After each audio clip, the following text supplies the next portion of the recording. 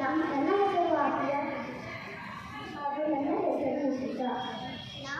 ನಾವು ಇಂದು ಯುನಿಸೆಫ್ ದಿನದ ಬಗ್ಗೆ ಮಾತನಾಡಲಿದ್ದೇವೆ. ಯುನಿಸೆಫ್ ದಿನವನ್ನು ಪ್ರತಿ ವರ್ಷ ಡಿಸೆಂಬರ್ 12ರಂದು ಆಚರಿಸುತ್ತೇವೆ. ಎರಡನೇ ಮಹಾಯುದ್ಧದ ನಂತರ ಸಂಕಷ್ಟದಲ್ಲಿ ಇದ್ದ ಮಕ್ಕಳಿಗೆ ಮತ್ತು ತಾಯಂದಿರಿಗೆ ಸಹಾಯ ಮಾಡಲು ಡಿಸೆಂಬರ್ 11, 1946ರಂದು ವಿಶ್ವಸಂಸ್ಥೆಯ ಸಾಮಾನ್ಯ ಸಭೆಯಲ್ಲಿ ಈ ಅಂಗಸಂಸ್ಥೆಯನ್ನು ಸ್ಥಾಪಿಸಲಾಯಿತು.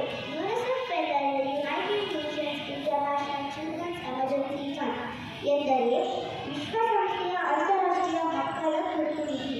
ಈಗ ಇದನ್ನು ಅಧಿಕೃತವಾಗಿ ಯುನೈಟೆಡ್ ನೇಷನ್ಸ್ ಚಿಲ್ಡ್ರನ್ಸ್ ಫಂಡ್ ಎಂದು ಕರೆಯಲಾಗುತ್ತಿದೆ.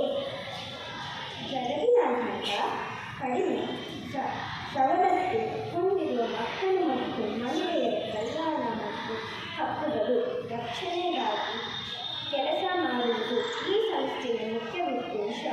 ಯುನಿಸೆಫ್ ಸಂಸ್ಥೆಯ ಮುಖ್ಯ ಕಾರ್ಯಗಳು ಮಕ್ಕಳ ಆರೋಗ್ಯ, ಶಿಕ್ಷಣ, ಸಂರಕ್ಷಣೆ,